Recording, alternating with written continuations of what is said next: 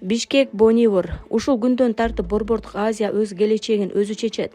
1 жыл мурун Борбордук Азия 100 жыл ичинде биринчи жолу өзүнүн эски чатактарын өзү жапты. Кремльсиз 2025 жылдын 31 мартында Тажикстандын Худыжан шаарында Кыргыз Республикасынын, Өзбекстандын жана Тажикстандын президенттери документтерге кол коюп, андан кийин тарап кетишти. Дүйнөлүк жаңылыктарда бул окуя анчалык чоң резонанс жараткан жок, бирок аймак үчүн бул тарыхый бурулуш болду. Анткени буга чейин мындай нерсе болгон эмес. Түбөлүк достук декларациясы жана мамлекеттик чек аралардын туюшу чекити жөнүндө келишим кабыл алынды. Бул учурда түшүнүү үчүн 1926 жылдарга кайрылуу керек. Ошол кезде Кремль Борбордук Азияны Советтик республикаларга бөлүп жатып, мүмкүн болушунча баарын чаташтырып салган. Фергана өрөөнү кылымдар бою өзбектер, тажиктер жана кыргыздар аралаш жашаган аймак 3кө бөлүнгөн.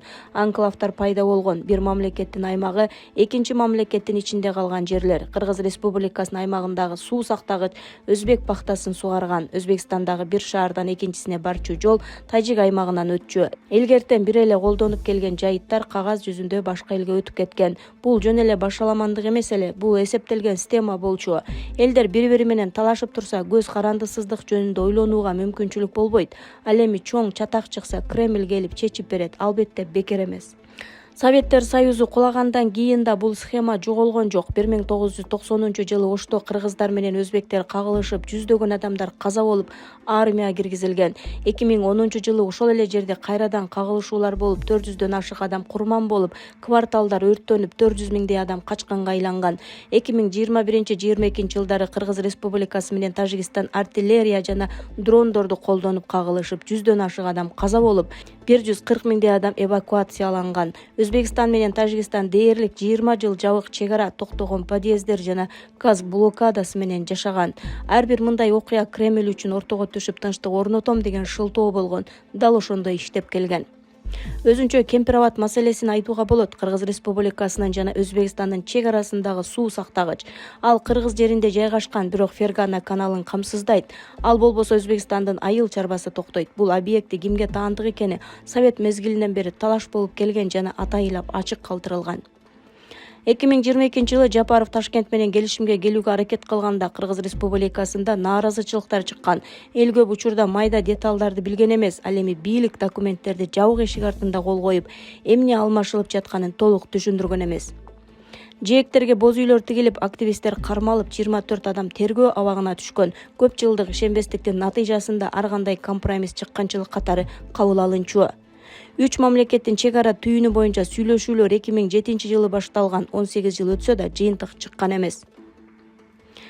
Ситуацияны Мирзиёев өзгөрттү. Ал бийликке келгенден кийин Өзбекстандын багытын алмаштырды. Өлкө 4 коңшусу менен тең чектешет. Демек дайыма конфликтте болуу, жоготуу, ал эми туруктуу аймакта болуу пайда болуу. Ал бир нече жыл ичинде Тажикстан менен мамилени калыбына келтирип, газ маселесин чечип, жолдорду ачып, чек арадагы талаштарды жапты. Кемпирабад маселесин да жөнгө салды. Бишкек менен Душанбе ортосунда ортомчу болду. Дал ошол Ташкент 3 чек ара түйүнүнө достук стеласын коюуну сунуш кылган. Жапаров үчүн бул эң оор чечимдердин бири болду. Кыргыз коомунда аймактык жеңилдик дароо эле чыккынчылык катары кабыл алынат. Бирок ал баары бир бул катамга барды. Негизги бурулуш 2025 жылдын 13 мартында Бишкекте болду. Жапаров менен Рахман чек ара боюнча негизги келишимге кол коюп, бири-бирин кучакташты. Буга чейин 3 жыл бою саммиттерде алар кол алда алышкан эмес. Ал эми 31 мартта Худыжантта бул келишимдер расмий бекитилди. Муну эмнелер түрттү? Украинадагы согуш 2022 жылдан кийин аймактагы 5 мамлекет Кремльге ашыкча көз карандылыктын баасын ачык түшүрдү. Санкциялар, аброй жоготуу, өз чек араңдын жанындагы башка бирөөнүн согушу, эске чаташтырып, анан жараштырып коюу ыкмасы эми өздөрүнө каршы иштеп кетиши мүмкүн экени түшүнүктүү болду. Жыйынтык 2025 жылдын 31 мартында түбөлүк достук декларациясы, 3 мамлекеттин чек ара түйүнү жөнүндө келишим жана Кыргыз Республикасы менен Тажикстандын чек арасы боюнча протоколго кол коюлду. Бул маселе 23 жыл чечилбей келген. Татка Сугут Леп ишке кирип, жакында эле кагылышкан эки өлкөнүн энергетикалык системалары бириктирилди. Достук стеласы ачылды. Мунун баары Кремльсиз жана ортомчусуз болду. жооп күттүргөн жок. 3 күндөн кийин Самаркандта Борбордук Азия ЭС биринчи саммити өтүп, 12 миллиард евро инвестиция пакети жарыяланды. Июнда Астанада ЭС-5 форматында Кытай менен жолугушуу болду. Ноябрда 5 президент биринчи жолу ак үйдө кабыл алынды. Европа, АКШ, Кытай, Индия, Япония, Корея, Перс булуңу өлкөлөрү, Британия ар бир эми регион менен өзүнчө форматта иштейт. Буга чейин туруксуз Борбордук Азияга олуттуу инвестициялар келчү эмес, азыр келе баштады.